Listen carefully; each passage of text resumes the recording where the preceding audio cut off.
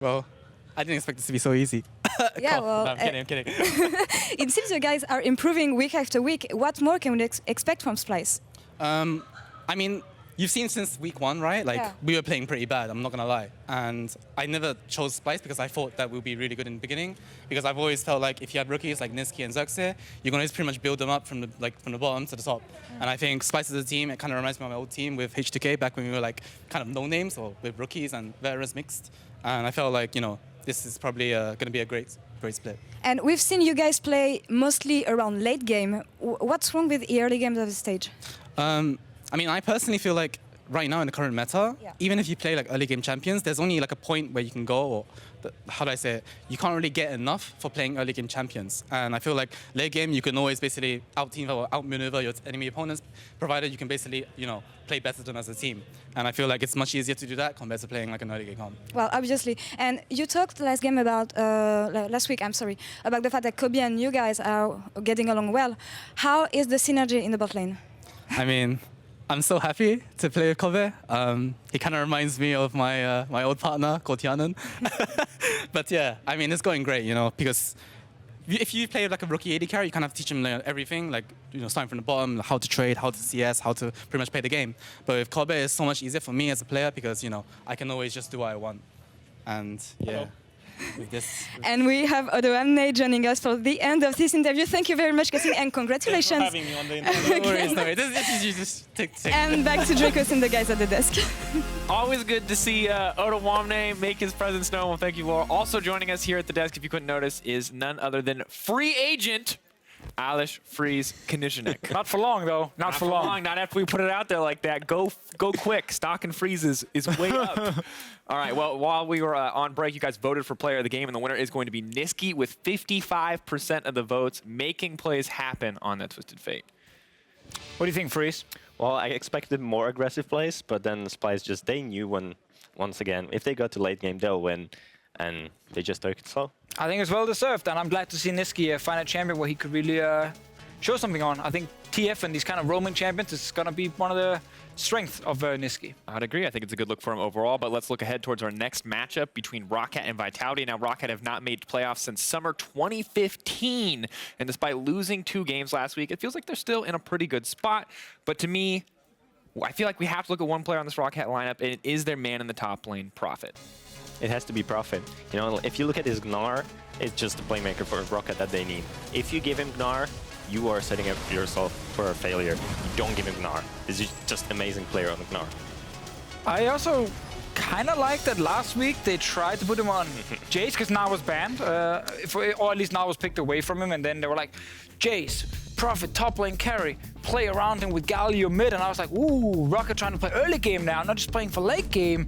Sadly for Roccat, they fell behind. Have you ever seen Jace successfully played in Europe? I believe Vitality had 1 game on Jace. If you give 5-0 Jace in 5 minutes, then maybe yes, yeah, but... Valid point. So it did not work for Roccat. Yep. High risk, in this case, very low reward. I want to see what else they're going to do, but now as this team's kind of had these up and down weeks, is this team the real deal? Are these guys a contender for the top of the table, or are they going to keep kind of struggling to find a place there at the top? Well, they're playing the best team right now, right? So they have to show up. If they want to be the contender for playoffs, they have to win right now.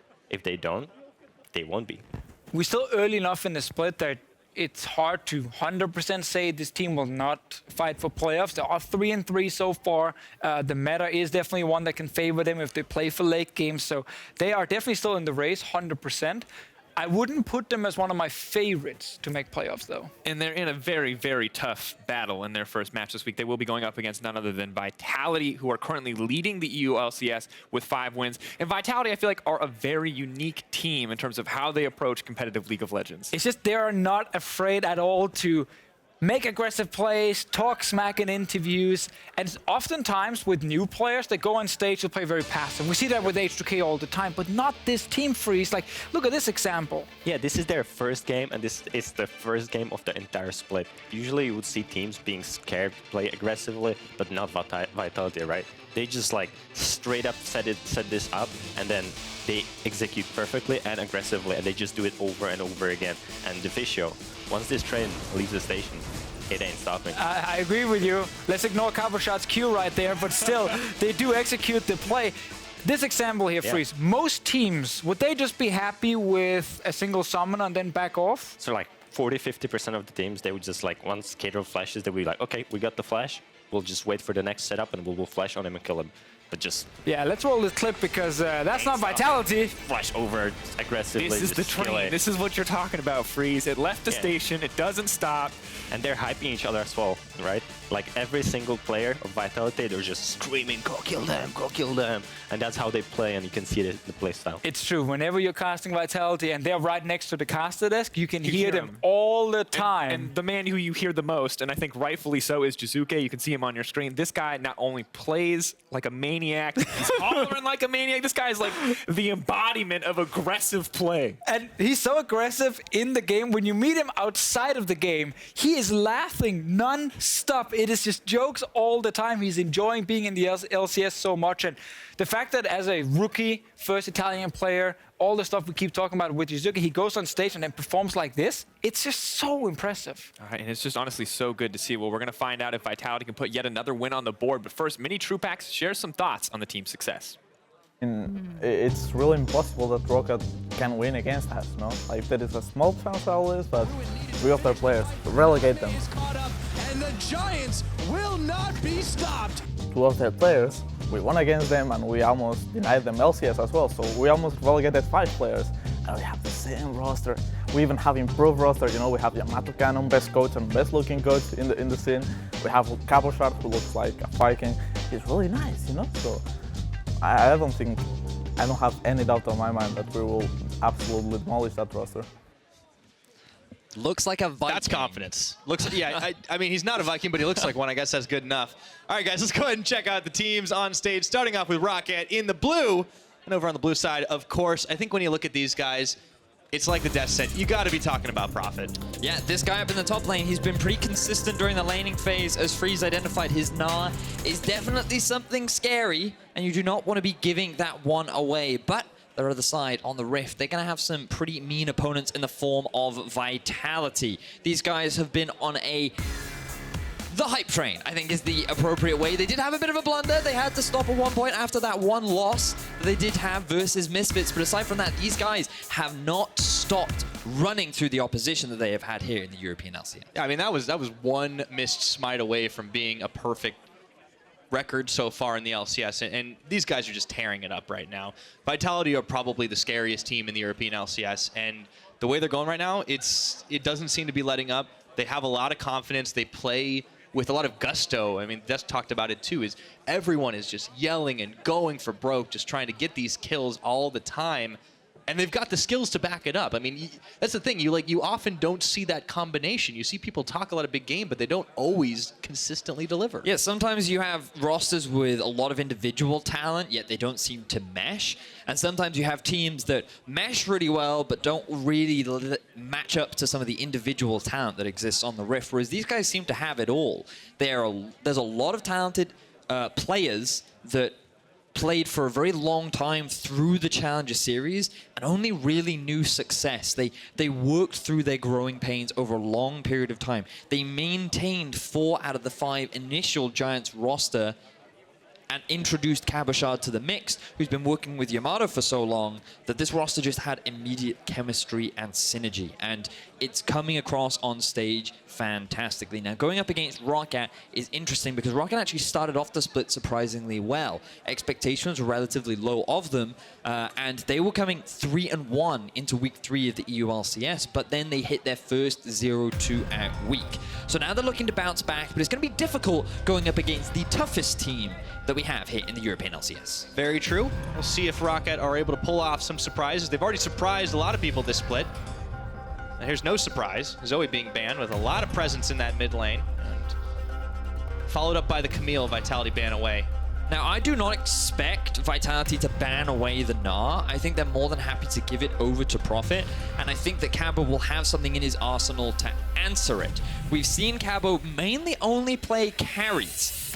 Things like the Jace, we've seen him bring out the Jax twice. We even saw him bring out the Lucian up in the top lane, who Deficio claims he was the OG Lucian. He was the OG. He was just pre-Huni, I believe, yeah. Exactly that. So, you can see right now, some of the bans seem very standard. Azir being left open is what I imagine Roccat will try to prioritize, because it is Blanc's most comfortable champion. He's played it 3 times. In team fights, he is amazing at this champion, and I think that if you can grab it for him, you try to get him on it. Yeah, on the flip side, if the Ryze is left up, you got to think Jiizuké is going to be taking Very that. We true. saw the 1v2 outplay. The guy's a monster on a lot of things, but Ryze is definitely one of them. So Roccat, after all the bans coming through, they're going to get there first. They actually opt to take the Ryze side themselves. Now, Jiizuké did have one Azir game himself, so I'm sure that he's more than happy to draft that one. Will mean that Vitality will have the aspect of scaling on their side, and they're going to round their first half of the draft with the Jarvan. Gilius is most played jungler so far, offers engage, offers early pressure, and it feels like we're just seeing a lot of standard meta picks right now for the side of Roccat in terms of the Ryze and Sejuani. Yeah, well, Sejuani, Memento's only had 1 game on, though. Remember, this guy's played like 6 different junglers in 6 different games, so now he finally gets the second one. Sejuani comes in. Wouldn't be surprised. Everyone's been talking about it. Step 1, pick Gnar. Step 2, you don't know. And step 3, Profit. And he locks it. Hurt, Pyra. That hurt. But you're right. You definitely want to get Profit on this Gnar, because it is a big comfort pick for the mid laner. Now the question is, will Vitality lock themselves a top laner, perhaps grab themselves the Jace here, which is considered a very good matchup into the Gnar, or they try to early prioritize something like the Caitlyn, one of Minitroupax's comfort AD carries, and something that he's had a lot of success in. Oh, my apologies, it's already been banned away, so instead their priority is going to be up in the top lane. All right, so it's the Gangplank. I like this one too. I feel like Cabochard is a player that will kind of lock some like crazy, unconventional top laners and then just get completely wrecked. But Gangplank feels like a fairly safe choice up against the Gnar because he can offer so much wave clear. I mean, usually during the laning phase, you're going to get punished really hard. And the issue that Vitality have right now is that during the early laning phase, Gnar will have pressure, Ryze will have pressure. So Vitality, they don't have that many pushing lanes drafted for themselves. So they're going to need to get themselves a strong AD carry. Something like a Varus, I think, could work well here, give you a lot of lane power. Tristana is another one that can offer strong pushing potential, but having 3 losing lanes in the early game when running a champion like a Jarvan could pose to hurt them, especially when you're playing against an early playmaker in the form of Ryze, who's going to look to use his ultimate to try and find plays in the side lane. That's a good point. So Roccat, they might be the ones getting the better of this draft. Now, as we enter the second phase of bans, a couple of supports are taking away the Thresh, but also the Blitzcrank. Vitality have 1 more left before they give it back over to Roccat. What do they opt to ban here? Now, why would you be banning a Blitzcrank? To me, that says that you're actually interested in picking something like a range disengage support, perhaps a Lulu or a Janna. Because typically, melee supports, which are the flavor of the month right now, do very well into a champion like Blitzcrank. So that implies to me that Vitality have something prepared for the bottom lane, with Jinx being available. If they want to go for full scaling team fight style, that could be the direction that Vitality go. All right, so Roccat opt to ban the Janna now. So in the last couple of bans, we had 3 out of 4 of them being supports. Vitality still need to flesh out their bottom lane, and so does Roccat. Who's going to grab what? Minitroupax. You mentioned the Varus, and it's locked. So they get themselves a real long-range AD carry. So now what are Roccat missing? They need to pick up their bot lane too. The safest one would be a Tristana Braum. That would be the most meta, would offer a form of disengage too, and it would be one of Norskeren's most played supports. But do they want a little bit more disengage? They want a little bit, or engage, they want a little bit more damage. Looks like they're going to go for the follow-up in terms of the mid-game spike. Going to pair things up with the Ezreal and Ryze, which means that around the 20 to 25 minute, you'll see this team start to be super proactive. Ezreal hits a really strong spike once he gets his 2 items, and Ryze is a very similar champion that can look to punish things like the Gangplank and like the Azir, who take a little while longer to ramp up. Yep, and Norskeren back on a comfort champion. Braum, he locks it in for the 5th time this split. And now it's over to Jactroll. The final question we have remaining, what support is Team Vitality going to go with? Tough question. Yeah, because I mean, you're looking at things like with Time Kench banned away. Oh, Taric, of course. Taric would make the most sense. He is the anti-team fighter, does well into the Braum too. We saw it last game from HeaQ. Was effective at dissuading some of the fights that Splice tried to start off. But this time around, it's very much a scaling matter for the side of Team Vitality. They have a lot of damage over time champions. Varus with the Rage Blade, his damage really kicks in once he's got the full stacks. And same for Azir. He doesn't have huge burst damage. His soldiers need to be hitting over time. So they want these extended kind of team fights in the late game, especially with a Gangplank who has time to set up his barrels and then get those big crits off. Yeah, a lot of early game, but or a lot of late game, I should say. But you mentioned on the flip side, the early game, the early pressure that Roccat can bring out. They haven't been all that great at bringing the pressure early on, but they have the tools to do it this time. Well, it's interesting because last week, they actually showed a lot of promise in terms of their early game prowess. The issue was translating that early game advantage into an effective mid game. And with this composition, it's not really about snowballing in the very early game. It's about utilizing the spike advantage that you'll have in the mid-game portion. With the Ryze, with the Ezreal, along with a Gnar too, you're going to be you should be stronger in terms of fighting and skirmishing at that point in the game than the composition from the side of Vitality. So Roccat, the onus isn't on them to get a very early lead, but we do need to see them being proactive once they hit those spikes. Yeah. Now critically, where Roccat really have succeeded in the proactive game overall has been that 20-25 minute mark. They just seem to kind of be ready at that point. Maybe they're warming up before it all happens, but that's when we've seen Roccat win games. For Vitality, they're putting a lot of eggs in a scaling basket. We've seen this team get going often and early, so it seems like they're mixing things up a little bit. We'll find out who's going to reign supreme, but I think the early game will definitely tell a little bit here as we get on to Summoner's Rift. Roccat and Vitality loading up. The crowd has the wrong team. Yeah, they're in the wrong region. VIT, I imagine, should be getting their own chance soon. These guys, you would think. They're definitely starting to build a pretty significant fan base based on their play style. But for both these teams, you can see the records at the top of your screen. 5-1 Vitality.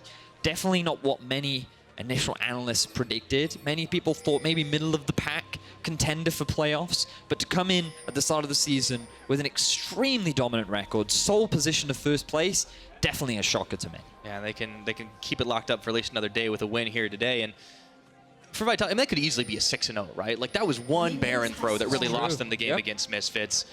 It's such a tall order for Roccat to try and take these guys on. But keep in mind, Roccat have surprised a lot of expectations as well. A lot of people, myself included, had them put towards the bottom of the standings. Right now, they're smack dab in the middle at 3-3. It feels like that they identified the meta very quickly, similar strategy to Giants, and were able to effectively take advantage of it. One of the big things that we did see from this team was how coming into the mid to late game, that's when they really start to be proactive. Their plays around the Baron have also been very impressive. But in the early game, at least for the first few weeks, Roccat were not that active. Last week, we saw them try a couple of unique compositions where we saw the Camille and the Galio duo. We've seen them try to play much more forward with some of their drafting, where they tried to go for sneaky invades. They tried to gank a little bit more, but it just didn't pan out in week 3. Now, again, they're not focusing on the early game. They're very much about playing this mid game. They're not going for the full late game that they have done in the past. So what's going to be interesting about Roccat this game is how well they can utilize those mid-game spikes that they will be building for themselves with this comp. By the way, some shenanigans have been happening while we've been talking about this one. They kind of had a fake blue attempt down bottom with Minitroupax and Jactroll, and Gilius stole away the blue from Memento. He's going to be in for a nasty surprise. There's only a level 2 Gilius. Is he going to fight him? Oh my god, he goes over the wall. Oh, I love this Gilius. Forget the scaling. It's jungling on jungling action. Memento's going to have to limp away. Gilius. That was pretty sick. Yeah, he didn't have the slow from his W and didn't feel confident enough to continue on with the chase, but that's going to force Memento out of the jungle.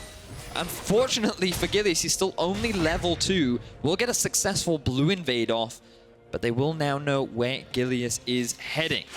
Like the proactivity, but this is exactly what we expect from the Vitality roster. These guys are not about the late game. Even though we've seen them play it, it has been so far and few between, simply due to how proactive they are in the early game. It's in the Vitality, woven into the Vitality DNA at this point. And honestly, I think you can kind of compare the way that these teams' early games tend to have gone. Vitality, they just are able to secure so many kills. Now, you look at that first line, like, oh yeah, teams are on board, but then you look at the kills versus the deaths, and you see why. And that's exactly that.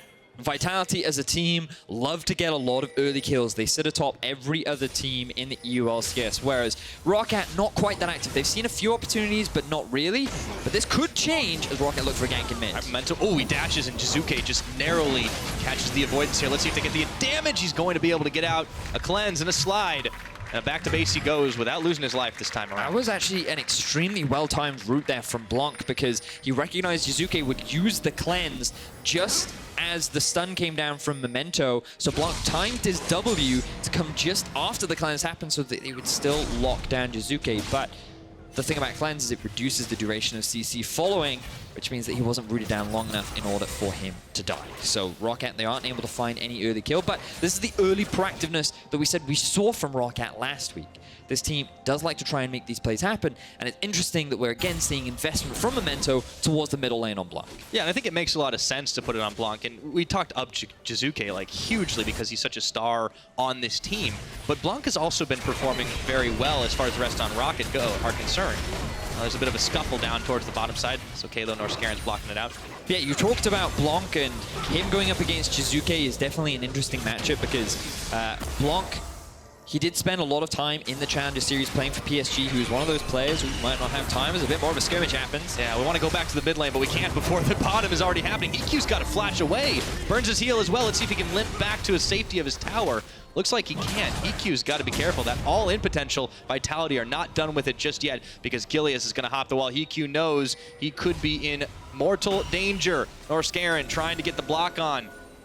Gilius is still hanging around here. There's a teleport. Oh, it's up to the top. I thought it was going bot. I thought Vitality are just going to fight all the time, and they clearly have that idea in their heads, but not enough to get the first blood here. Gilius delays the back, though, which means the minion wave will hit the tower and will give Minitroupax and Jactroll a slight experience advantage, along with a bit of a gold lead as he goes back to pick up the pickaxe versus the tier on HeaQ, which always feels bad on the Ezreal. Yeah, you definitely want to make sure you have a little bit more damage to work with, but okay, let's talk about the mid lane again. We finally have a little bit settled down. No, you want to look at Prophet. Now you want to look at that. You're right. He gets the scoop back. Never mind. Cabochard. He's going to avoid some damage here. He does trade back, but level 5 v level 6, he just can't do it. The game doesn't want us to talk about the middle. You know, you're right. Let's just forget about it. Let's talk about sidelines this game. Let's talk a little bit more about Cabo and Prophet, because Prophet, you heard Freeze on the analyst desk say you can't really afford to give this man Gnar. He is pretty good at building up CS advantages during the laning phase, and in terms of team fights, he's definitely had a lot of impact on this champion. It's one of his big comfort picks, and playing it into a Gangplank is just, it's a free lane for the Gnar, really. There's very little that the Gangplank can do about it. Every time he tries to put a barrel down, it gets cleared out due to the range advantage. You're constantly taking harassment. You always have to save your oranges on the Gangplank in order to avoid the potential getting stunned up. And it's going to be a struggle during the laning phase for the side of Cabo.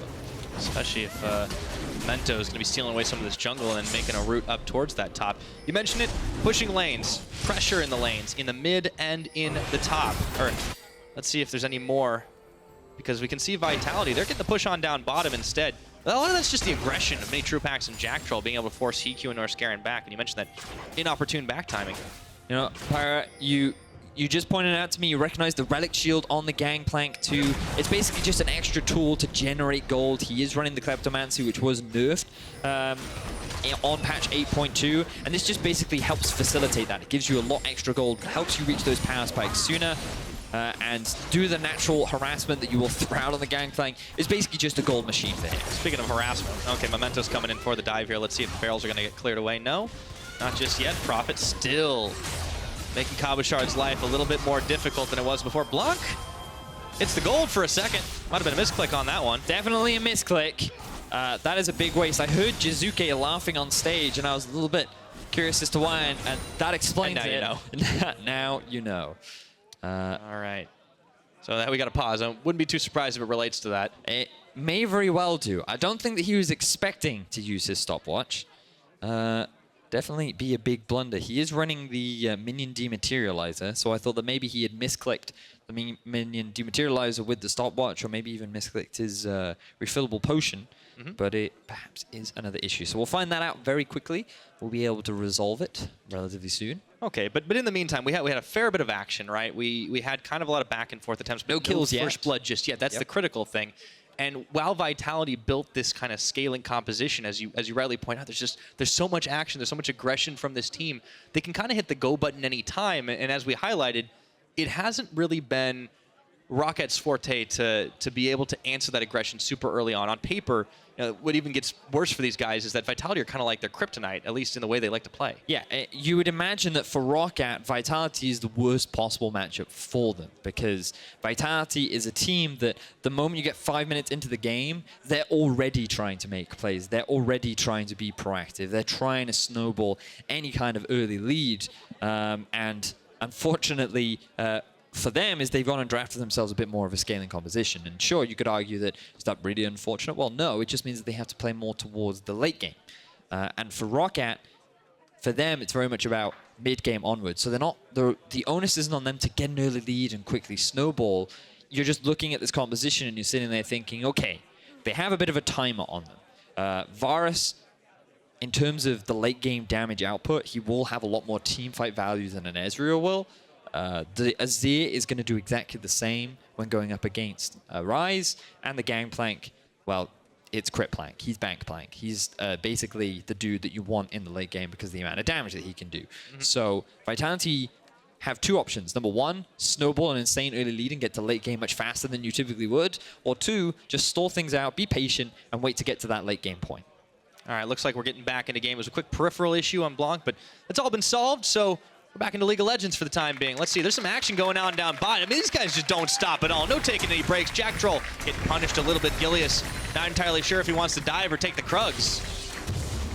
TP is available on Prophet, which means that if a dive does so happen, they can quickly respond, but I don't like the positioning of Memento right now, especially with Jiizuké already making his way down. Roccat, they have the Ryze ultimate. Let's see if they can answer this potential dive coming out. Okay, Gilius getting stunned. Norskeren fully aware of the three members, but does he know about the Azir? This tower getting chunked down.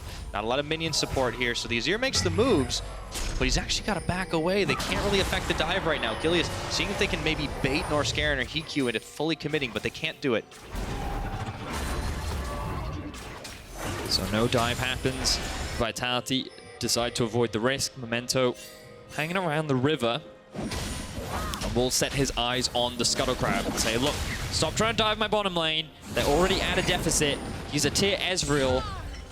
Just please leave him alone. He just wants to farm a little bit. It's definitely not Vitality's game plan is to allow it. But things have definitely settled down a little bit. We're starting to see a couple of the items come into play. Not fully completed just yet. There's a stinger sitting for Jiizuké, so he's going to get a little faster than he was before as he gets the blue buff handed over to him in just a few moments. I do want to talk about the mid laners once again, though. We didn't get a chance to because we focused on the top lane, we focused on the bot because of all the action that was happening. But when you compare what Jiizuké has been able to do, like he kind of does stand alone, but Blanc is actually doing pretty good himself. Yeah, these two mid laners are heavily involved in a lot of the early action that happens for both these teams. 100% kill participation for Blanc, 92.9 for Jiizuké. And that just speaks to how reliant both these teams are on the success and performance of these two individuals. The biggest difference, as you can see, during the actual laning phase of CSD, Jiizuké has been so dominant over so many of his lane opponents, whereas Blanc has mainly just gone even. And the biggest difference is Jiizuké builds his own leads, whereas Blanc often works with Memento in order to find those advantages. Yeah, Jiizuké is a self-made CSer. Let's see what Gilius ends up doing as he runs into Memento. Has to flag and drag away. This time, turnabout's fair play. Memento wants to get some revenge from earlier on. He could be in danger of getting sandwiched. That's nearly a full Gnar bar. Oh, the Cataclysm and hop over. Back up. Nicely played by Gilius. Cover his escape was Cabochard. Decides to play it safe. He recognizes the Prophet was about to hit Mega Gnar and didn't want to run the risk of getting double ulted. That was some Super Mario level stuff, dude. And just bouncing on the head of his opponent. Able to dash out of that one. Still level 6, but will now lose some of his jungle. But look at the Ryze. Here we are. This is the kind of plays we wanted to be seeing from Roccat. Can they find an opportunity? Memento, a little preoccupied on the Krugs. Looks to chase Gilius back away. And it's been the game of counter jungling. Smite fights all around. Blanc decides not to go in. Not fully committing. Jiizuké was hot on his heels as well. So once again, a lot of attempts, but no kills at 11 minutes into this game. The lead, a measly 200 gold in favor of Roccat. There's been a lot of back and forth here, Vedius. Yeah, really hoping to see a top lane dive from the side of Roccat, but it's very difficult given Gilius is hanging around. And TP play up into the top lane from Minitroupax. This was something that we saw from Vitality last week, and something that we've been seeing from them pretty consistently throughout the EU LCS, their innovation and creative strategies. Minitroupax running the Unsealed Spellbook, TP's up to the top lane, and last week they were able to use this against Schalke to rush down a very early tower and then just snowball the game. This time though, they're using it to not lose tempo. You can see that Cabochard, he wanted to go back to base. He's picked up a couple of extra items, and he's immediately TP'd down to the bottom lane in order to catch this wave and allow both Troupax and Jactroll to just continue pushing up top, which means that no early tower will now go down for Vitality, and they're going to be able to slow down any of these early leads that Roccat are trying to build. Nicely done for Vitality. Still all about that scaling, so they're looking quite good considering they're not losing a moment at all. Still no first blood coming in. Jiizuké trying to dodge away from the True Shot Barrage coming from downtown, courtesy of HeaQ. And now the full swap as Troupax and Jactroll taking their places proper this time up towards the top side to catch the wave. Prophet also solo pushing down, and towers are being chipped away all across the board here. We're starting to see some more of these items come in. Big item spike for the GP. Cabochard goes back and picks up his Trinity Force. And the Rage Blade for Minitroupax, another big item spike for the side of Vitality. So both the bottom lane and top still applies even if they've swapped. Will feel pretty strong right now and would not be afraid of forcing fights, especially into an Ezreal that only has the Sheen. It's the two items where they have to show a little bit more respect towards their opposition. But Jiizuké completing that Nash's Tooth means that he's also going to be pretty strong himself. Now Gilius starting off this Rift Herald could be a little dangerous. Might see a fight around this one. Gilius might have to back out. He's just getting chunked out. All right, HeaQ Norskeren successfully force him off, and the rest of the team is looking to arrive. No, they're not going to fully commit. Gilius is going to go back in. No. Okay. I thought he might have missed that vision for a second, but no, he knows what's up. Wants the blue. Setting up more. some deep vision. Blanc knows he's here. He says, no, that's mine. But I don't think there's much you can do about it given that Troupax and Jactroll are heading bottom. Again, HeaQ doesn't really want to fight at this point in the game. Remember, he's only sitting on the Sheen, and they will end up stealing away the blue buff. Can Roccat find a collapse? Thinking about it, Jactroll does take Winter's Bite to the face, flag and drag. Gilius gets a little extra damage onto Norskeren. Red buff slowing him down. It does seem like Gilius has gotten the better Memento so far, but the latter has been able to punish him just a little bit. Cabochard, his wave clear starting to come in, but he's got to be careful. Blanc was coming around the side, looking to dive on top of him. But that was a good barrel there from Cabo to very quickly clear out the wave. Blanc yet to find a play with his ultimate, but there's still enough time for them. Already completed the Abyssal Mask. Here's Memento as well. Braum's not in position, though. Nobody seems to want to go for those all-in plays. Patience, Pyra. I know we want action. And typically from Vitality, you would expect it, but as we talked about, their composition does not need it. They know they will outscale, so they're playing the waiting game. The onus is on Roccat to try and make plays happen. They built a solid lead up in the top. They've got a bit of a lead in mid. Slight deficit for the Ezreal against the Varus. But that is just due to the item spike. Now that he's got the Iceborne Gauntlets, that Ezreal going to be feeling a little happier. He's just going to want to make sure that he can upgrade the tier and complete that Mana Mune. So then he has a nice mid-game spike. And of course, there are also a couple of deceptive numbers on there. You see that big CS difference between the Gnar and the Gangplank? Just checking on the gold. Cabochard's got 300 gold lead. That's kleptomancy for you. And when you combine it with the Relic Shield too, even though you're at a deficit, you're still holding even in the gold. And that's the thing about Gangplank, man. That's why teams are still running him. Even with the nerfs to Klepto, it's considered an effective way to just hold your own in a losing match. Yeah, you can survive. And so far, everyone has survived in this game. We're at the 15-minute mark, no first blood. A very rare situation for Vitality to be in. But as you pointed out, it's all about that scaling. Get themselves in the late game. And they got some pretty nasty damage if the fights just keep on going. And there haven't been any, like... Well, first off, we've only seen a Cloud Dragon. So no Oceans means you're not going to get all that crazy sustain as much as you possibly could. There are only a handful of tanks on the side of Roccat. Situational tank Prophet, right? But then you've got Norskeren, Memento. Memento's going to be the one building the Warmogs. That's a lot of damage that Vitality can get in as this game goes on. It's very true. We're just waiting for that big fight, the big play to happen, Pirate. 16 minutes in. Roccat yet to really make anything happen. Vitality find a couple of plays themselves. Don't let him take your ward like that. You've got to show dominance. You've got Blanc there. Oh, hello. Right into the Glacial Prison he goes, Memento. Now who's bringing more friends to the party? It looks like it's Gilius who's going to have to go gold, and True Shot Barrage clipping on a few health bars. Norskeren, Unbreakable, blocking the escape. So Memento, he's the one who is a little worse for the wear, but no one's going to die just yet. It is Vitality that assert their dominance over the river. Seems like it now. They've got their eyes set on this Rift Herald, but Roccat regrouping. Have their eyes set on it. Norskeren still has the ultimate available. Memento not, though. Oh, I like that Jiizuké is just guarding the entrance to this river. He wants a few more ticks of damage, but instead he just forces Roccat back. So finally, Gilius gets the long-coveted Eye of the Rift Herald. And that's how you exert dominance, Pyra. You walk into the enemy jungle alone. No one's watching, but that was dominance too. I mean, that's definitely one way to assert. I don't need flash. Bang! Used it. Yeah. Nobody's going to mess with a guy who burns flash for no reason. But yeah, I mean, Jiizuké just walking into the enemy jungle, 1v3, saying, I'm the Emperor here. I will take this jungle, and my team will take the Rift Herald, which is what they do. But, I mean, what? We've seen a misused stopwatch in the middle lane. We've seen a flash from Prophet in the bottom lane. A few fat fingers on the Roccat side. Maybe they need to fix some of that key bindings. He has his flash on D, so it's in the right place. Whoa, whoa, whoa, whoa. You're one of those guys? Let's not get into that conversation. Yeah, we're never going to end if that happens. We can agree to disagree, Vedius. That's fair. I know you're wrong, though. All right, back into this one.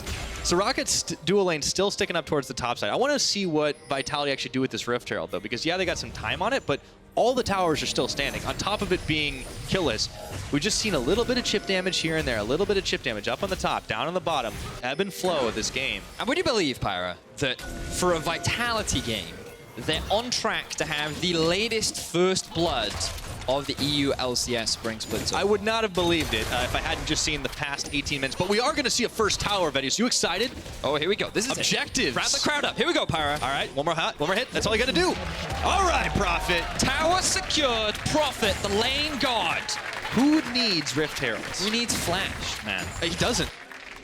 That's how you lock that one down. So Roccat secured their first objective of the game. All right, it's 1,500 gold to lead right now. That is one of those modest Roccat leads. Of course, we talk about how they come online at about the 20-25 minute mark. We're getting closer to the first of those, but I do feel like Roccat, small lead here. Let's see what they end up doing. I want to see the playmaking, though, is going to rely, I think, on Memento and Blanc. Oh, yeah. Prophet is a big part of that, too, but we'll see if it's teleport. But this first tower going down in mid could hurt Roccat a lot in terms of their control over the map. That's true. While the first half of the game did go in their favor, they need to hold this now. Okay, let's see if they can fight, though. Oh, Gilius, he might have bitten off more than he could chew here, but he's able to flag and drag his way away, and Shelly's still wailing at the tower. Will finally secure it. Vitality, they're getting out by the skin of their teeth. Yeah, they played just on the edge there. The chain CC was perfect from Roccat. Unfortunately, he just didn't quite have enough damage to secure the kill. And Vitality walk away with the mid lane tower. Talk about living on the edge. Gilius didn't use flash, by the way. Of course, once he flag and drag, he's already out, but still. Fearless, that man. Yeah, he does not know fear. This entire Vitality team does not know fear. Calculations. He did the math in his head. The meme was there, and he was like, yeah, no, I don't need to flash. I can walk away. Here we go. Blanc ulti. Playmaking, looking for some more damage, but Minitroupax is ready for him. However, I don't think he's ready for Norskeren, and they jump on him. There we go. First blood just shy of 20. Cosmic Gradient's coming in. Jactroll still going to have to burn his flash to get out of harm's way. Now, Vitality did not expect that.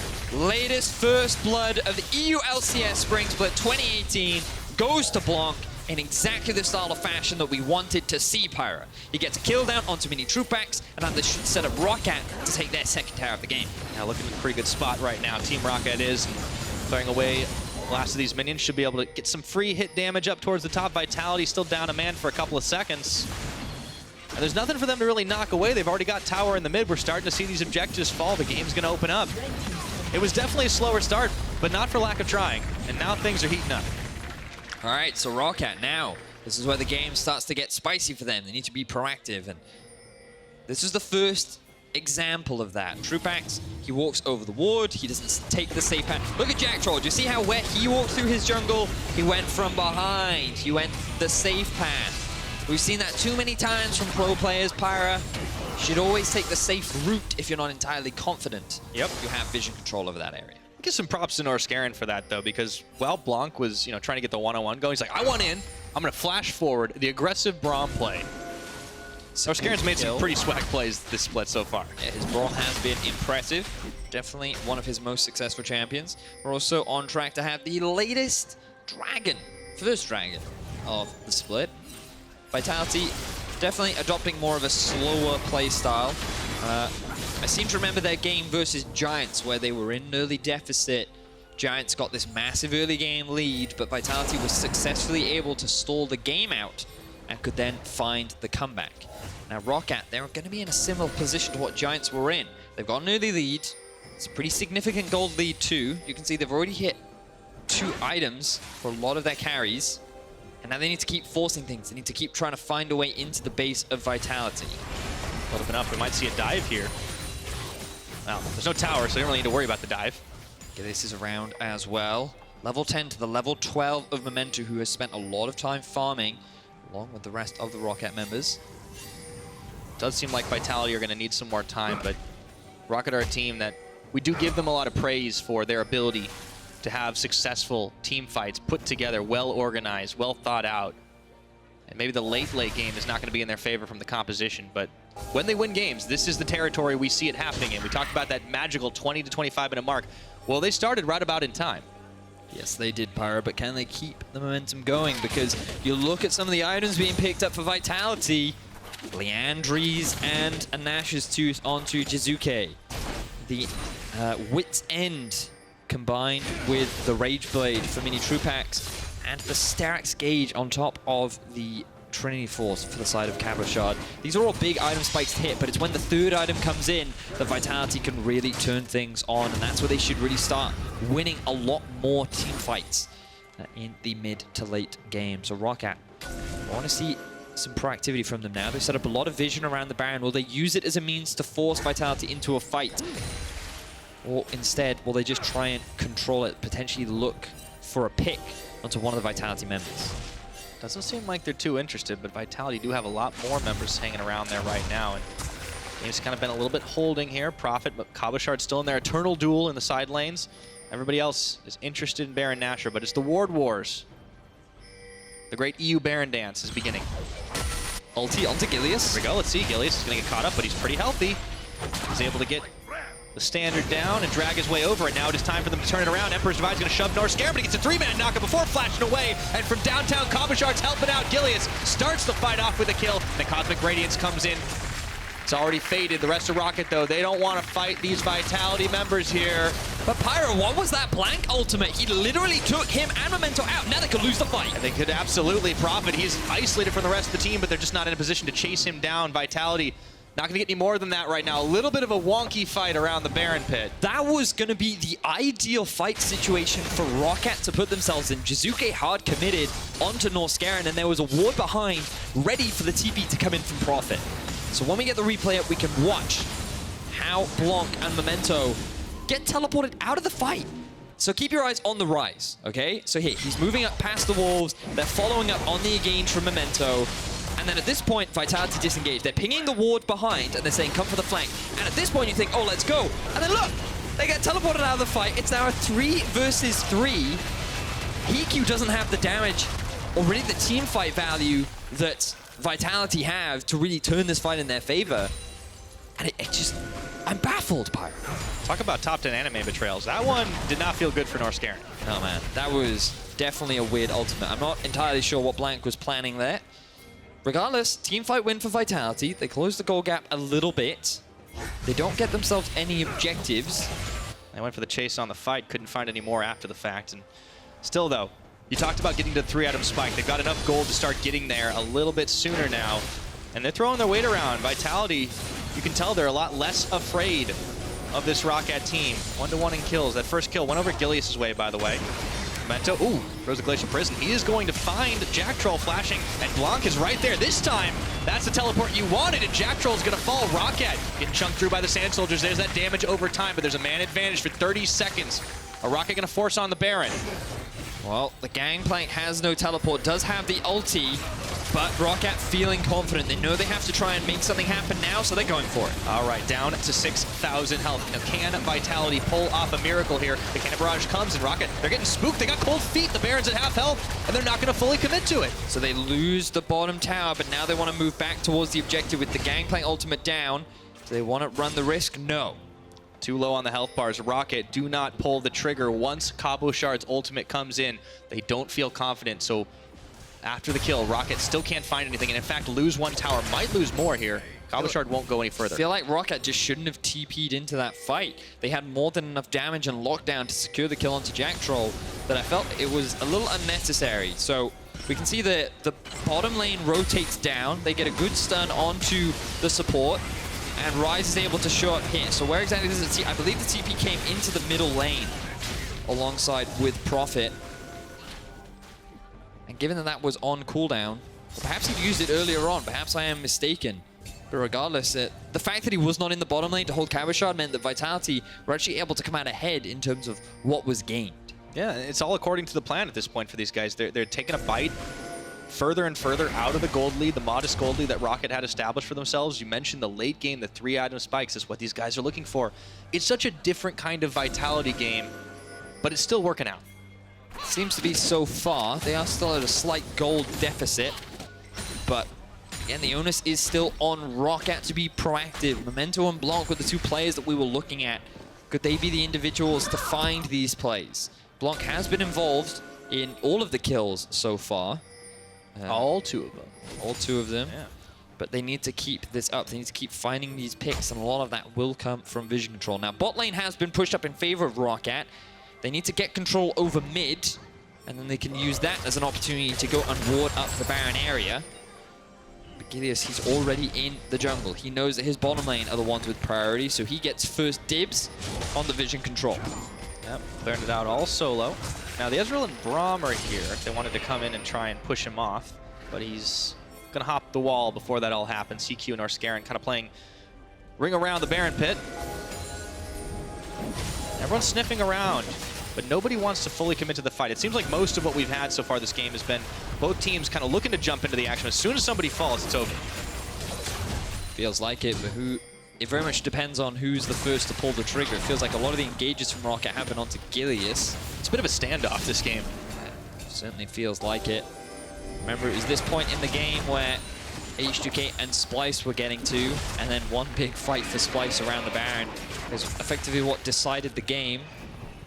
Roccat want, ideally, that to happen, where they secure a Baron and then they quickly end the game before Vitality get to this full late game point, but they're kind of already reaching there with the Void Staff completed on Jiizuké, level 17, and only 29 minutes into the game. The Blade of the Ruin King almost finished for Troupax, and a Phantom Dancer done for Cabochard. This is a scary team to team fight. Yeah, Ira. It absolutely will be. Roccat, I mean, they've not been too shy to kind of get in the faces of Vitality, but they've definitely been thinking twice in the last couple of minutes, and I wonder if they're just not getting inside their own heads and being afraid of fighting Vitality. But with those items, that fear becomes a very real thing. This is a team that they've had some surprises, they've had some success, but they're facing down a 5-1 Vitality team, very favored Vitality team, and it's difficult. Expectations are for Vitality to be the favorites in this matchup, which would make sense given that Roccat last week came off the back of a 0-2, and Vitality really continue their dominance, sitting at 5-1, taking down many of the other expected top teams that we have in Europe and asserting themselves at the top. And we heard Minitroupax say, just before we jumped into picks and bans, there is like a tiny % chance that Roccat win this game. They are so confident. Troupax, he technically relegated all of these players. It's a great story. Because HeaQ and Prophet were on that NIP roster where they were able to knock them out. Now, Sun again onto Gilius. Okay, but he's flashed over, and they also have the Taric ultimate, Cosmic Radiance on a couple of members. Now let's see if the disengage or the re-engage comes in. Gilius hopping in, and it looks like they might have some damage, but Gilius might get sacrificed. HeaQ's gonna get the first kill on that. Cannon Barrage not too close, but the sustained damage is what Vitality were looking for. However, the burst on the other side, Jiizuké having to flash away. Blanc has popped his Zanyas, looking to go back and forth at this point. Memento and Prophet incredibly low on the health bars, but nobody on the Roccat side goes down. It is Gilius that bites it in this fight. The vast majority of that fight was actually 4v5 for Roccat. Blanc arrived to the party so late, but now he could finally do something. And they found Blanc, though. Let's see if they can go over the wall. They get him. It's Jiizuké. It tells him to wave goodbye. Go back to Fountain. Teleport's got to get canceled, and Roccat know they can't take this fight, not without their mid laner. Blanc played this fight horribly. He uses his ultimate far too late to actually get into the thick of things, and then right at the end, he even loses his life. So the fight overall ends up being a 1-for-1. And Vitality, they're the ones that have pressure over mid and over Baron. Yeah, I don't know if they want to start it just yet. Gilius, he's making a beeline for the Baron pit. Yes, they do, in fact. So, 3 members strong. Vitality starting to get this one down low, but Memento is here. Troupax is going to get locked up for just a second. He has to go gold. They force Roccat back inside their own jungle. Sustain damage. This is what they want to take the fight. Jiizuké, though, chunked out a little bit low. Blanc still down as a 4v5, and Vitality are spooked. They're going to back away. It's a lot of damage down onto Jiizuké, but now with the Blanc TP, it could be Roccat that start up the Baron and try to threaten it. HeaQ just trying to get a bit of poke down. Here we go. Roccat now the ones to begin the Baron off. That's a serious Baron tango right now. Cabochard, Gilius, Jactroll all hanging around the side. Jiizuké, he cannot get back in this fight. He runs real far out. So it's 5 members of Roccat strong. They're getting the Baron down to 7,000, 6,000 now. If Gilius can get inside the pit and go for it. No, he goes in very early right now, and gonna miss on the ultimate from Memento, but things are going pretty low. Gilius is gonna hop the pit. He's got a Cosmic Radiance on, and everyone's getting chunked low. Cabochard gets Norskeren. Everybody's health bars are starting to drop. That's a double for Cabochard. The Baron's going down, secured up by Roccat, and they're trying to get out, but that's a short-range teleport. Jactroll not connecting on the Dazzle, and this is oh so close on those health bars. The chase is still going. Gilius looking for Blanc. He's trying to turn it around. A Cabo eats an orange, and everything's okay. Gilius with the kill. Roccat, oh man. That was such a back and forth fight between Roccat and Vitality, but it is Roccat that secured the objective. On 2 members, Vedius. That could have ended in disaster, but this was the kind of action that we wanted. So, Gilius goes in with the Taric ultimate. You'd think he goes in super early, but he actually buys so much time working with Jactroll. And this is a great stun plus ulti combo while Troupax just deals damage from the backside. He's able to get out with his life. And look, Memento has to use an early smite, but they know that Gilius isn't in range, so they try to burst it down. You think maybe they can get away at this point in time, but no, the collapse comes down onto Blanc, onto Prophet. Prophet's forced to leave his mid laner behind, and while he comes so close to getting a kill onto Cabo, the oranges are enough to keep Cabo alive. So Vitality, they turn the gold in their favor ever so slightly.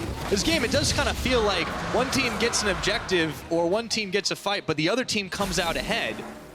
So it's 2 minutes on this Baron buff for Roccat to work with 2 members, but Vitality are feeling confident. They've hit that item spike that we've been talking about all game long on just about everybody. And while that was the excitement that we were looking for, Pyro, the excitement only gets even greater, as I can tell you that this is the latest first dragon in EU LCS history at 33 minutes and 49 seconds. We're setting records today, We Vedius. are setting some exciting stuff today, Pyro. It's a bold new day in the EU LCS. And the Roccat, excitement will just continue. Vitality.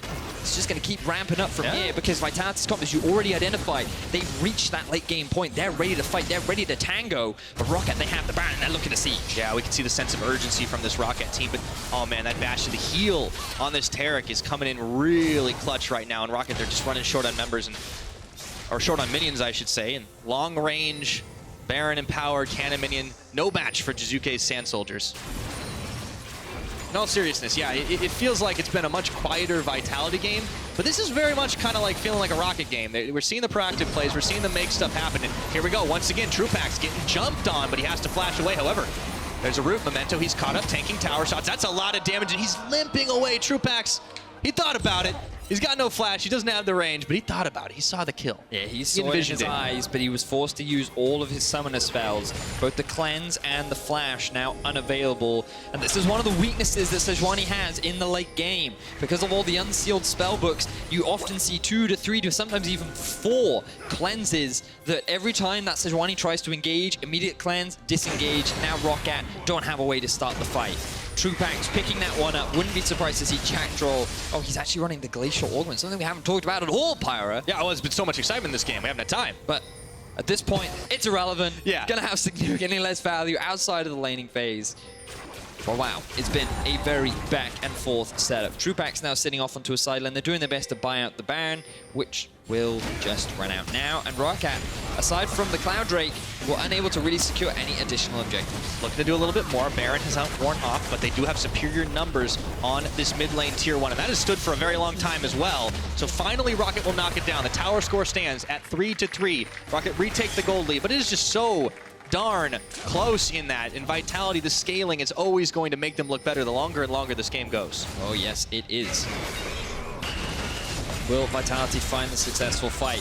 So far, Roccat have been using a lot of their engages onto Gilius because of how quickly you can burst this Jarvan out, but he has now completed the Warmogs on top of a lot of MR and a fair amount of armor too. So he's more than happy to soak up that ulti. And with all the cleanses, who can you really ulti at this point? Remember, the Gangplank also has the oranges. So this initiation tool from Roccat is going to be heavily mitigated from the side of Vitality. You know, we see Prophet on the screen for just a second. I want to see that being the X factor here. Memento, yes, the engages can be good there, but we talked a lot about how Prophet on this Gnar is such an incredible playmaker for this Roccat squad. And we have only seen a handful of scoops, in all honesty. I want to see a big Gnar, but Vitality, they're wise to this. This is a smart team. They're not going to group up in a choke point. They're not going to give Roccat that opportunity. And unless something changes, I mean, that's the trouble here for this Roccat team. I think for Prophet, his whole focus this game too has been trying to keep Cabo in a side lane as much as possible. Just look at the build that he's gone for, Frozen Mallet and Phantom Dancer. That is very much a skirmish-orientated build rather than getting into the thick of things and building for team fights. He now has the Randuins, but by picking up a Vamp Scepter too, he's going for sustain and playing more towards the side lane. Now we see Vitality group up, very easily take him in town. Yeah, all the while he's trying to keep Cabo locked up. The rest of Vitality says, fine, we go ahead and get ourselves a second tier in the mid. However, Blanc is doing the same thing up towards the top side, but it does feel like Roccat are running slowly out of options. They're getting cowed further and further out. They are relying on some side lane plays. Yes, they have big pushing lanes, and yes, they can certainly get those, but I'm not really certain if Vitality are that concerned about it, to be honest, because they can just keep pushing it back the other way. Because remember, we're now at a point in the game where Roccat do not want to fight 5v5. On the other hand, yeah. So you just want to keep playing on the side lane. Now Blanc, he has the ultimate and Zhonya's combo, but yeah, Vitality deciding not to continue on with the chase. Only get a few more of those before the nerfs come. That is indeed true. 8.3 live on current patch, but we are still on 8.2 here in the EU LCS. Look at the speed at which Yeah, okay. You know, I think I misspoke. Vitality should definitely be worried about this. Yeah, because this is it, see. This is what you do with the Gnar and the Ryze, because you can't really team fight in the late games. You just got to keep playing along the sides. 1-3-1. And the thing is about Blanc is it's really difficult to send multiple members off to kill Blanc, because he has the Ryze ulti plus Zhonya's combo. And then Prophet, he's built for this skirmish build. He has a lot of kite, he has a lot of dueling power. So even if they send 2 members, he actually has a very easy way of just escaping. So Vitality, their next option is, let's force Baron. Let's force them to group up and fight us at this objective. Whereas Roccat is saying, we just want to stall you. We want to make sure that you don't commit to it. We want to make sure we have good vision control around the area. And we're just going to keep our side laners split pushing off on the side lane. So it's all going to be about who can do their job better. Can Roccat successfully stall out the Baron? Or will Vitality be able to successfully force the fight that they want around this big objective? And this is huge for Roccat if they can actually pull it off. Remember, this is a team that didn't have a huge amount of expectations coming in. They're facing down the team that looks the strongest in the ULCS at this moment. If they win after an 0-2 week, granted against some tough opponents, but I mean, what a confidence booster it would be. They're going to have to try and pull it off, though. Vitality clearly showing the pretty obvious hand that they want to fight around Baron Nashor. Blanc, he can come in for a collapse around the side, but that Baron is going low real fast. This is a 40-minute Vitality squad. Memento looking to come in. Can he get the smite? He can do it! Oh, Memento! You beautiful man! He stole it away. He gives his life for the cause. If the rest of Roccat can get out, that is hashtag worth, because look at those side lanes, Vedius. This fight is all a ruse. Look at the picture-in-picture right now. They're getting one on the top. They're getting one on the bottom. Okay, they lose Norskeren. Roccat, they just pulled a smash and grab. Memento coming up huge, acting as the hero for his team, stealing away the Baron from the god Gilius himself. That is the second Baron that he has now lost, and it is massive for this Roccat roster, who are continuing on with the push. Vitality are doing this Dragon right now, and they're losing their base at the minute. Cabochard and Jiizuké are just trying to hold the line as HeaQ just holds the harass. Roccat are just inserting some chaos into this one. HeaQ still trying to keep them harassed down, but they've got to be able to secure it. Teleport coming in for Cabochard. All of a sudden, this train has gone off the tracks, Vedius. Let's see what Prophet and HeaQ can do if they can make themselves scarce fast. Trying to turn it around on Gilius, but that's a lot more members of Vitality. Blanc coming in. Gilius goes down, or Gilius goes forward, I should say, and the Cosmic Radiance is on, and that's going to be all she wrote for these Roccat members trying to scatter Blanc. He's going to be able to pull the trick and get his way out of harm's way. Another teleport coming in. That's got to be canceled. And the only question is these 3 Roccat members, they just got to hold the line for a little while. Whoo! Vitality. They did the right thing. They forced the Baron. They knew that they would secure it. They would have the Baron recalls. They could get back, stop the split push, and then they would be the ones in control of the game. The only risk that Vitality had was if Roccat could get the steal. And Memento, he dashes in. He flashes over the stun.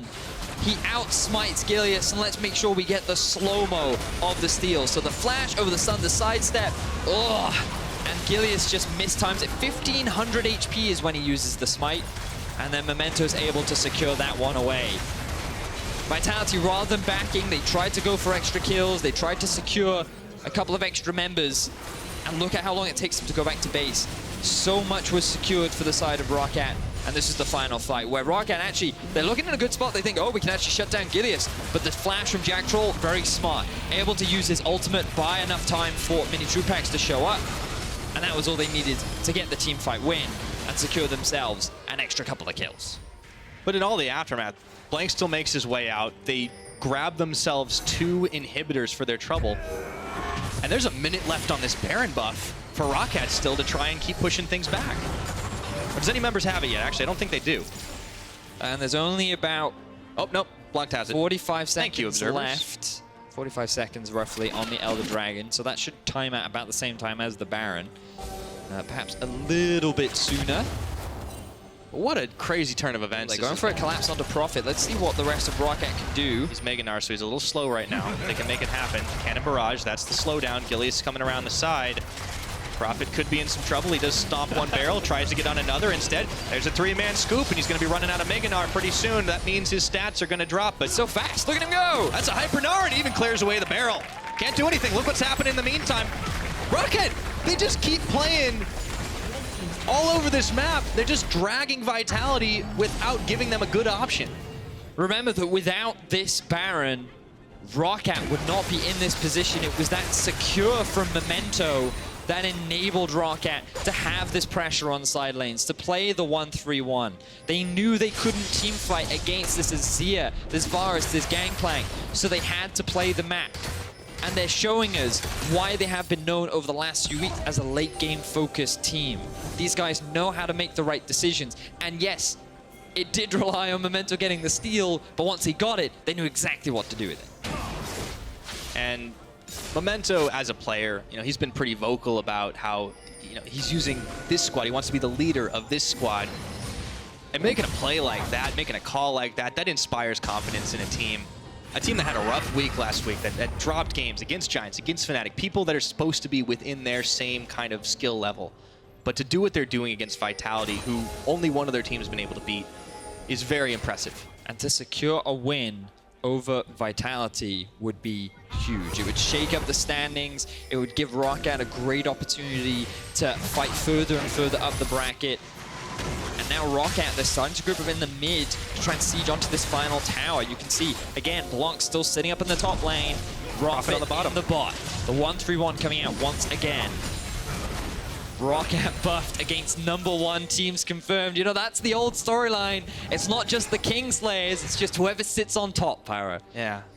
Good old Super Mario, or Mario Kart Blue Shell, if you will. That's exactly right. Yeah, but I mean, that kind of implies they're in last place, right? These guys definitely got the skills to pay the bills. And Prophet pushing in the bottom, as you mentioned. The wave is going to get pushed in the top, courtesy of Blanc, and Vitality are kept at arm's length. Now, we heard the announcer say that the inhibitor is respawning soon, and there it is. Top lane inhibitor has returned for Vitality.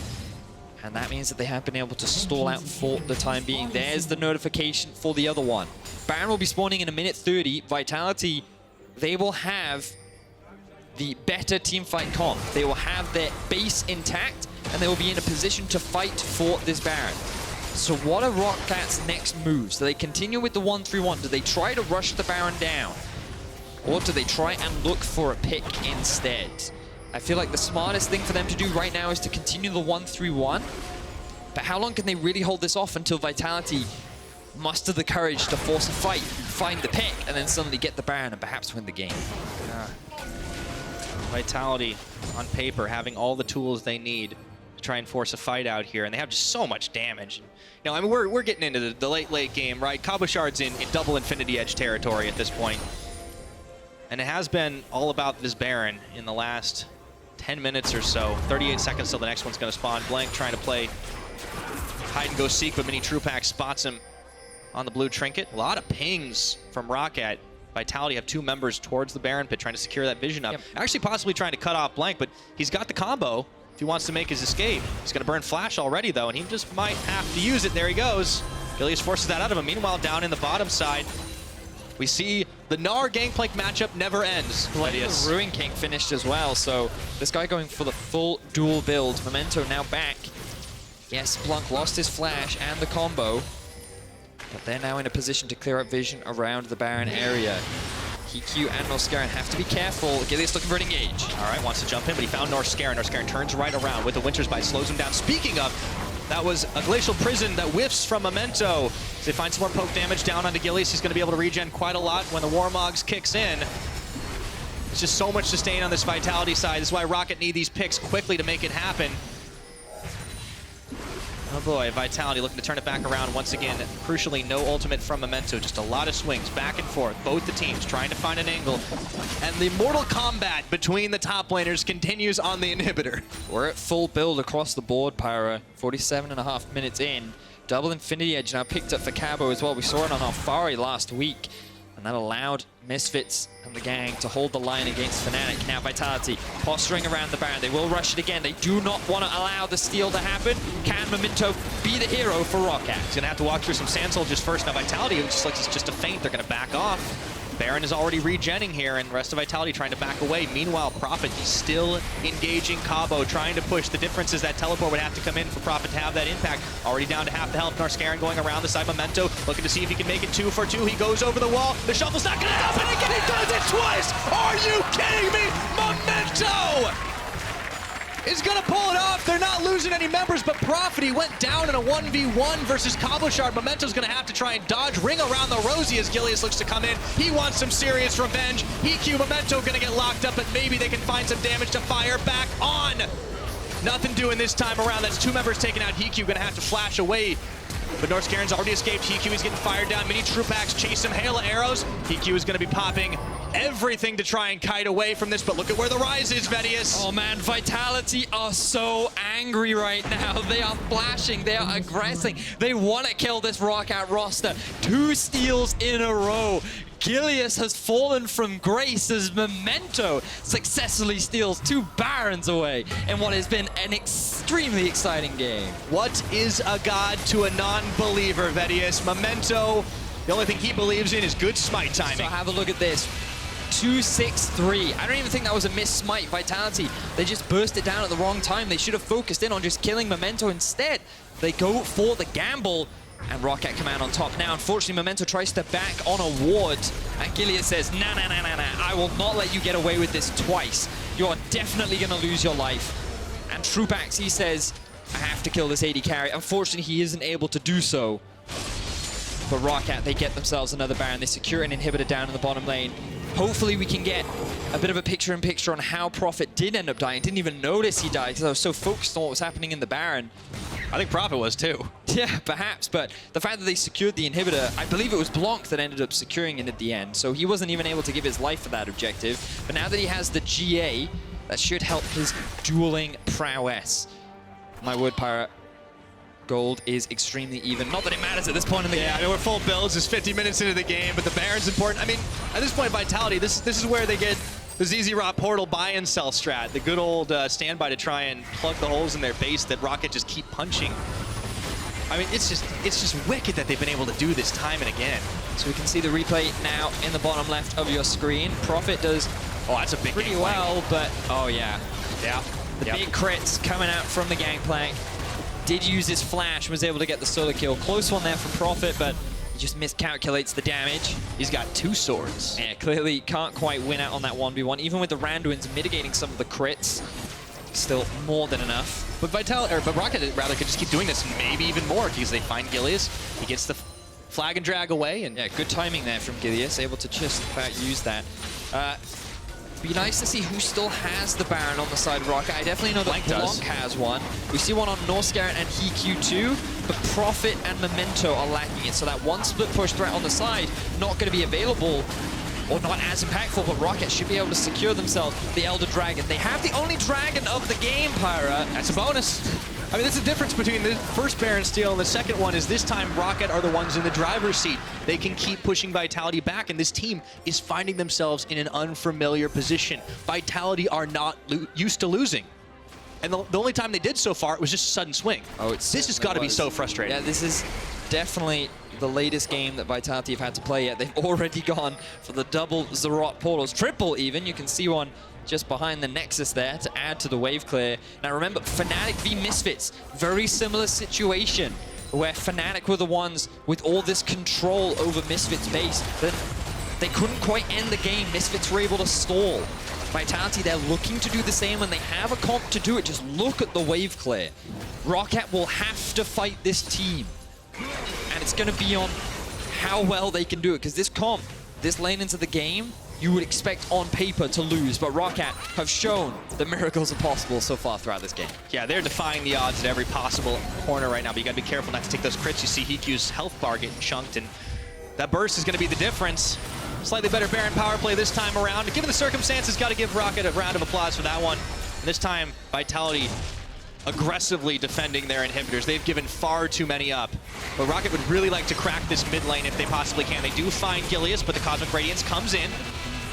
There'll be nothing happening. And once again, while it's all going on, Blanc just takes another easy peasy inhibitor. I like the engage being forced there from Roccat, because it allows Blanc more time up in the top lane to clear it out. Here comes Jiizuké flash from Blanc. Yeah, tried for the shuffle. Blanc was a little faster on the draw there. I think Jiizuké just wanted to get the summoner spell up, and now Gilius not quite able to find the fight, but Prophet's still split pushing in the bot. Vitality, they don't know where to start the fight. Ulti missed even for Minitroupax. I think at this point, Prophet and Blanc have spent more time in the Vitality base than they have in their own.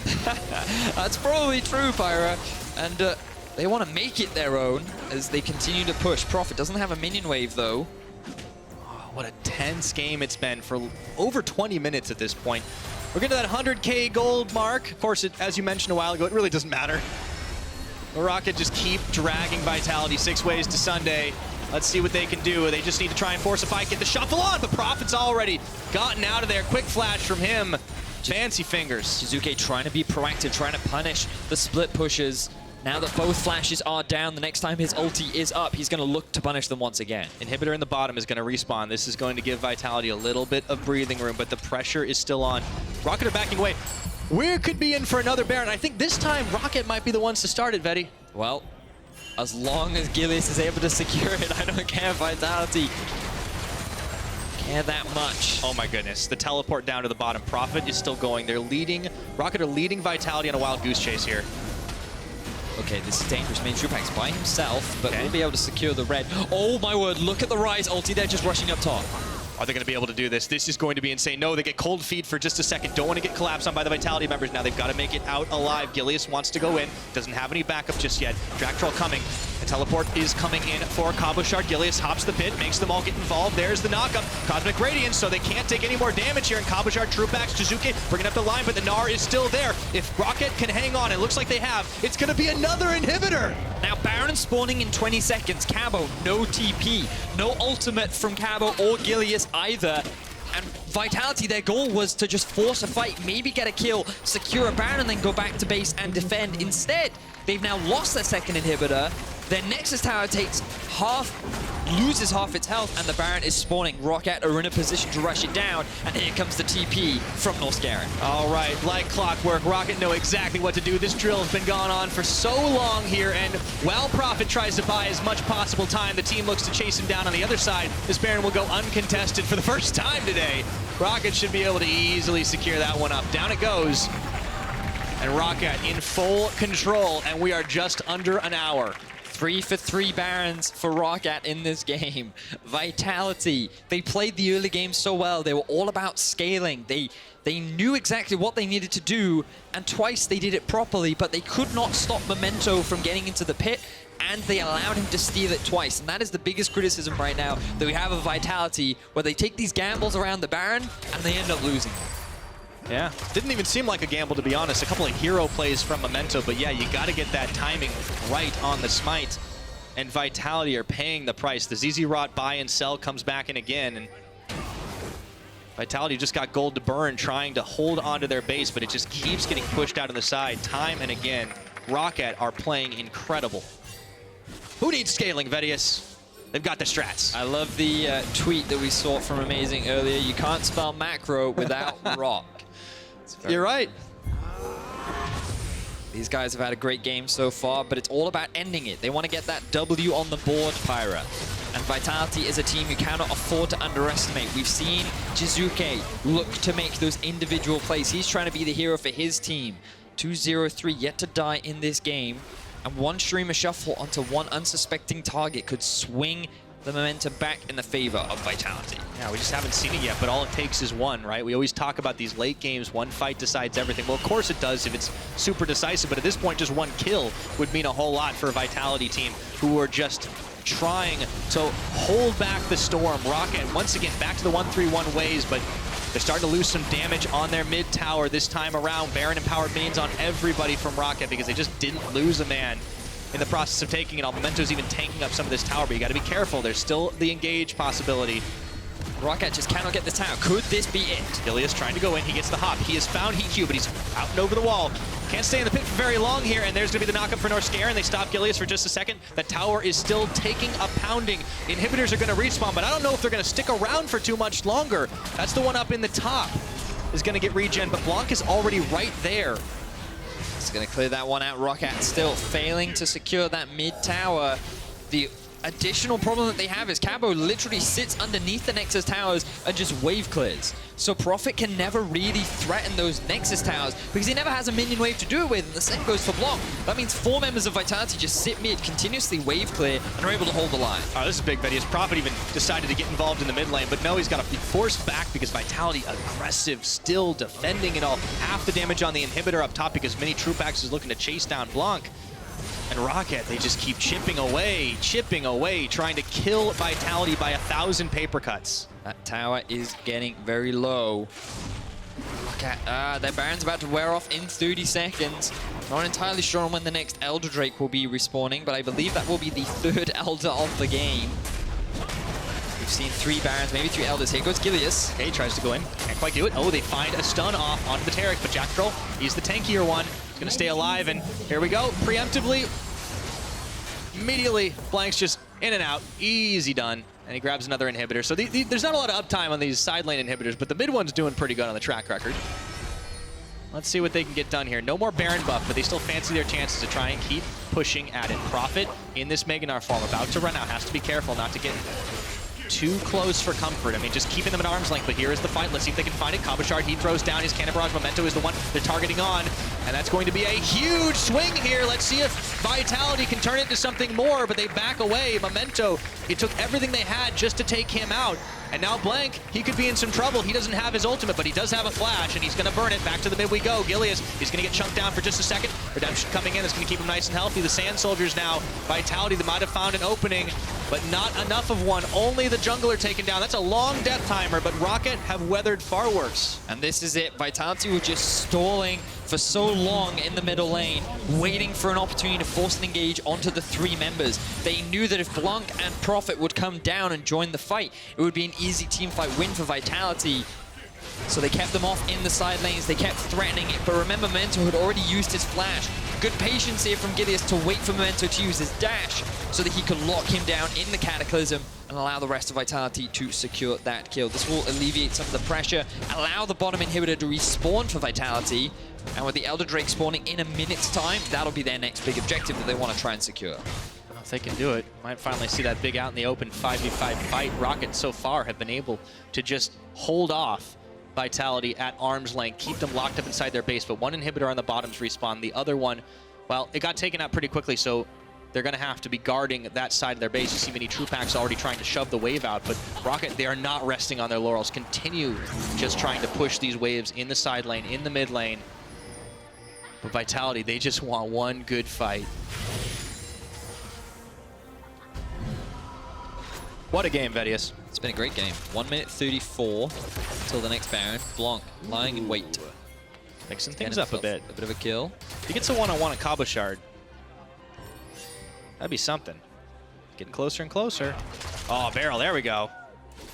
Not gonna fall for the trick. Smart of Cabo. Like, I saw what happened to Alphari. I ain't falling for no sneaky death brushes. Yeah, but they won the game. They did. Now, Elder Dragon has spawned. Vitality have priority over it. Gangplank has TP and ultimate, so they're gonna be the ones to start it. Will Memento be 4 for 4 on steals, or will they just concede?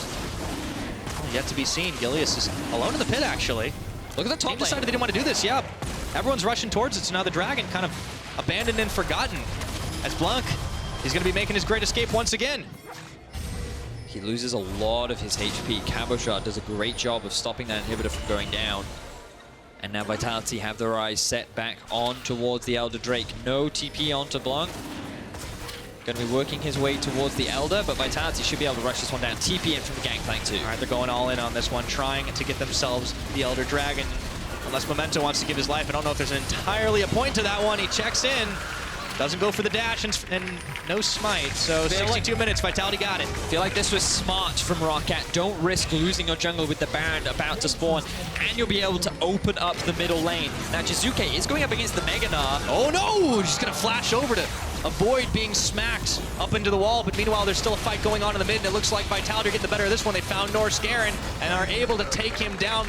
The mid lane was cracked, but the inhibitor did not fall, and Vitality have a man advantage for 1 minute and 15 seconds. Okay, now Norskeren overstays, and look at that death time. It is so long. Roccat trying to rush the Baron. Could this be Gilius' time to get the steal? Oh, if he could do it, turnabout's fair play. It looks like Roccat, they're not keen to give up anything else after such a long time hanging on and starting to push it back around. Looks like they're going to be conceding on this Baron. Vitality might have a chance to do it. However, the rest of Roccat are moving up towards the top. Can Vitality shred this one down in time before Roccat are on top of their base? Memento, is he going to make it a hat trick? Looking to go in a third time. He can't do it. Vitality says not today, but they are going to be losing their base right now. 3 members of Roccat. The teleports, the backs, they're already coming in. Vitality secure it up. And finally, things go the way of Vitality. They secure the Elder Drake, they've secured themselves the Baron, and they've held onto their base for long enough. This has been a long, drawn-out battle for them, but now they're in a position to finally start sieging onto the base of Roccat. I love this, man. Roccat haven't gotten a kill in 30 minutes, but they've been controlling the tempo. These guys are playing a pacifist run, and they're doing it well. Well, they've tried their best, but now it is Vitality that are in the driver's seat. Still a lot of the base left up for Roccat. Let's see how Roccat can hold off in the stall. The one thing we got to keep an eye on is that one little ward on the inhibitor. I'm not entirely sure if it is a zombie ward or if it is a ward that you can TP to, but maybe Roccat tries some kind of sneaky base race strat. No, it's Vitality's time to shine. That is a regular ward. Only a little bit of time left, and I don't know if Roccat had that much time left on their base. Vitality are just going to muscle into the mid, and all that damage, the Elder Dragon, the Baron buff, they get themselves one inhibitor, and they will not push for too much more. You can see the difference in the comps, where once Vitality group up, they're just like, yeah, no, this is ours now. They're going to set up a death brush of their own. Will get spotted out. Clutch, blue trinket. So Vitality finally breaking open a bit of the base here on Rockat's side. And everyone's backing away. There's nothing for Roccat to really take except the base, so they can just live there if they're Vitality for a moment. Now, this is the game of setting records, Pyra. Our longest game this split so far was Splice versus the Unicorns of Love, 16 minutes and 9 seconds. This could be the one to break that. I believe right now this is our second longest split, with the Misfits versus Fnatic game being our third. Can Roccat and Vitality continue to set new records? Yeah, maybe with so many Barons stolen away. Now, only a couple of them, but looking like we were going to have a couple more. And we'll probably be in for at least another Baron buff at this point before the game actually ends. Vitality, though, moving 5 members up towards the top side, trying to systematically dismantle the rest of Rocket's base. There's nobody at home. Rocket are actually trying to go for broke here and run it up mid, but up against Super Minions, they're not going to win this. They will definitely lose this base race. Pyro Vitality are happy to take this, but Rocket have decided this is the best case scenario. We've got a base race on our hands. All right, they're going to try to speed things up a little bit, going inside the base, and here we go. It looks like one's getting cold feet. Minitroupax, Jiizuké, Vitality, they've decided to back out of this one. They've been spooked. Cabochard is the only one sticking around. Now, he's going to get some serious damage done on this, but will he be able to equalize? That's going to be the tower. He's going to be able to get a lot more. Rocket cannot take the express route out, but look at where Prophet is. He's still on the top side. No, he's not going to push either. Everybody's not sure what's happening anymore, Vedius. Oh, I can't believe it. I thought we were going to end the game on a base race, just like the Spice UOL one, but Vitality said, what? No, wait, oh, forgot Ryze ulti. No. We're out. Use the Baron buff. Let's get back to base. Let's defend. But Roccat secure themselves a mid inhib. They do lose one in exchange. So overall gain for Vitality. But the game's still on a knife edge. You would expect Vitality to be the heavy favorites to close out this game, given their composition, given the state that the map is in, given how easy it is for Vitality to brute force their way into the enemy base. But Roccat are just being so creative in how they find ways to deal with Vitality. They haven't gotten a kill in, as you rightly said, a really long time. I'm sure stats will be able to clarify for me exactly how long Roccat have not been able to get a kill for. But they really have just been dictating the entire pace of the game. Yeah, but look, it looks like we're in for it once again. There's 4 members in the mid. Now Rocket realized, no, we can't be pushing further. But wait a minute, they're going to be backing again. No, they're not going to try it again. But they're leaving Cabochard. He's fine, he's got TP. They let him do the demolishing duty. There's no inhibitor in this mid lane, though. It feels like Rocket, how many lanes can they go on? But look at this. If everyone for Vitality goes back, they go for the collapse onto Cabo, but they recognize, okay, it's actually a 3 versus 2. This is not what Memento wants. He's going to Prophet at his back, though. The rest of Rocket are coming. Now, this is a kind of fight they feel like they can maybe win here if they've split Vitality up. The chase is on. Looking for Gilius. They find onto Cabochard. Do they have the damage? He eats another orange. Let's see if they can get him. He throws down his own ultimate, and now there's the Cosmic Radiance, but can they just wait out the duration? Jactroll is going to get chunked a little bit down. Cabochard's getting scooped back. Blanc gets one, and Rocket are getting excited here, but the Cavalry has arrived. Jiizuké and Minitroupax, those are the damage dealers, but it's going to be a shutdown. Cabochard, his first death of the game, and it just might be the nail in the coffin. Rocket, they've got time to work with. Those are some serious death timers. Love the plan from Roccat. They repeat the process. They expect Vitality to be safe and go back to base. Only a few members, the 2 carries of Vitality, end up actually going back, and that allows Roccat to force a favorable fight. Now Cabo is dead, Jactroll is dead. Can Roccat finally break into the entirety of the base and perhaps secure the win? There's a teleport. Minitroupax is coming in. They're waiting for a real base race, but it's going to be 1v4 right now. Can Rocket even back it away? Nobody knows how this is going to end right now. This is insane. They're going to try to keep taking out the base. They're forcing a fight. Put the camera back into the Roccat base right now. We've got the longest game with a split, and Minitroupax is looking to do it all alone. Oh, I can't believe it. One more hit is going to do it, and they're just going to lock the game. Vitality standing true. The relief on his face. The TP play he used to surprise Schalke comes in again to end the game. And that is why Unsealed Spellbook is a hell of a road to take. But Vitality, man, to weather that storm, Rocket's insane play. Vitality, yes, they got the win, but I feel Roccat deserves so much praise. They played some fantastic League of Legends. That was a great game. And smiles on the Rocket members' faces. They know that that could have gone either way, and that late game, the deck was stacked against them, but boy, did they give Vitality a hell of a run for their money. Oh, they did. They were so close. They found a favorable fight. The death timers were so long for Cabo. Oh, the frustration this team must be feeling. They just couldn't get back to base. They didn't have any more TPs. They could not stop Minitroupax. And it was just mind games after mind games from both teams. The steals from Memento. 68 minutes, 55 seconds. New record here in the European LCS. have this tendency of getting all the long games, Pyra. There's something about you, Vedius. I don't know what it is, but both these teams, I mean, League of Legends is a zero-sum game. You hit that Nexus, you win the game, but oh man, word. I feel like both teams deserved it.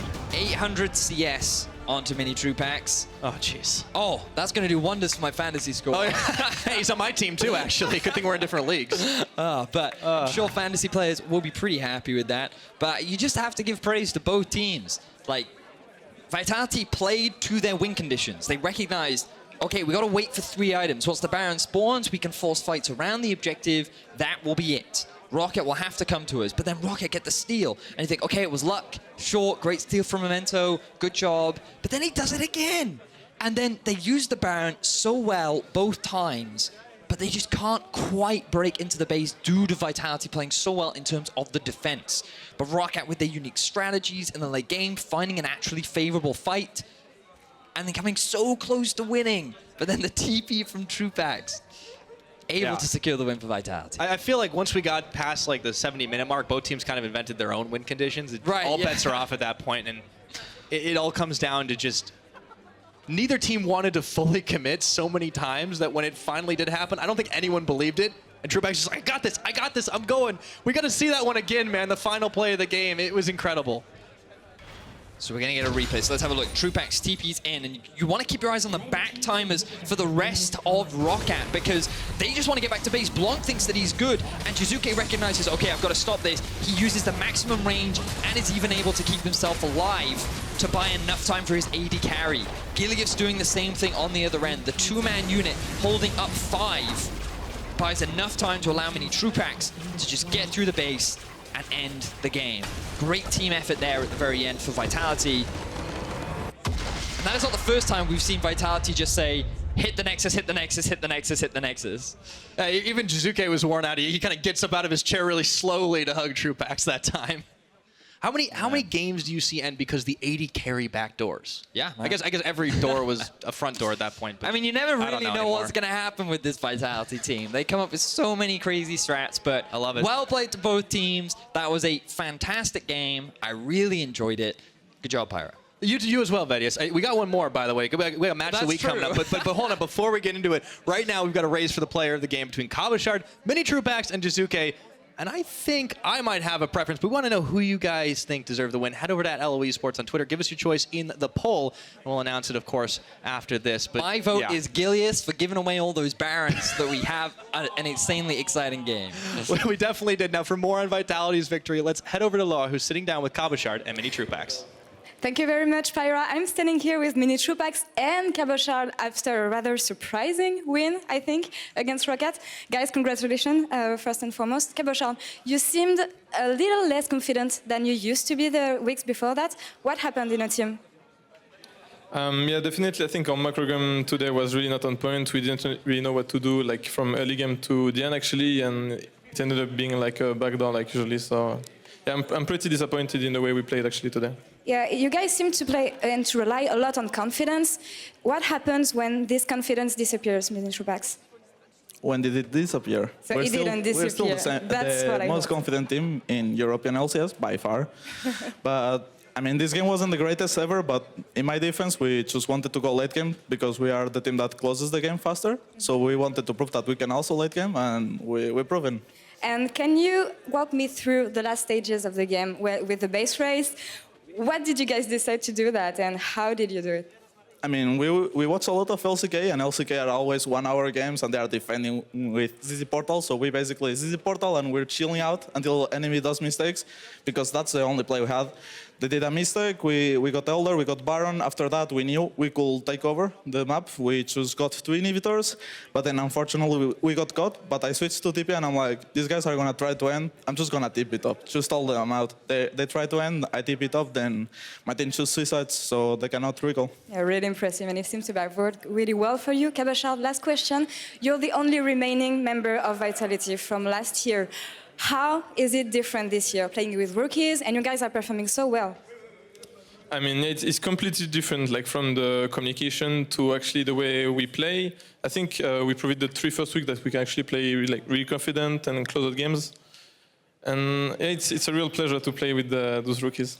Well, Thank you very much. Minitroupax, you've been chosen as player of the game in this series. How are you feeling about it? I'm glad they didn't give it to Jiizuké once again. Well, thank you very much, guys, for joining me now, and congratulations again. So now we're gonna send it over to break, and after the break, it's gonna be Misfits against Giants. Match of the week, guys. Don't go anywhere. Goes to Glacial Prison. He is going to find Jactroll flashing, and Blanc is right there. This time, that's the teleport you wanted, and Jactroll's going to fall Roccat. You know, he goes in very early right now, and going to miss on the ultimate from Memento, but things are going pretty low. Gilius is going to hop the pit. He's got a Cosmic Radiance on, and everyone's getting chunked low. Cabochard gets Norskeren. Everybody's health bars are starting to drop. That's a double for Cabochard. The Baron's going down, secured up by Roccat. It's a 40-minute Vitality squad. Memento looking to come in. Can he get the smite? He can do it! Oh, Memento! You beautiful man! He stole it away. Already down to half the health. Norskeren going around beside Memento, looking to see if he can make it 2 for 2. He goes over the wall. The shuffle's not going to happen again. He does it twice! Are you kidding me? Memento! On his own ultimate, and now there's the Cosmic Radiance, but can they just wait out the duration? Jactroll is going to get chunked a little bit down. Cabochard's getting scooped back. Blanc gets one, and Roccat are getting excited here, but the cavalry has arrived. Forcing the fight. Put the camera back into the Roccat base right now. We've got the longest game of the split, and Minitroupax is looking to do it all.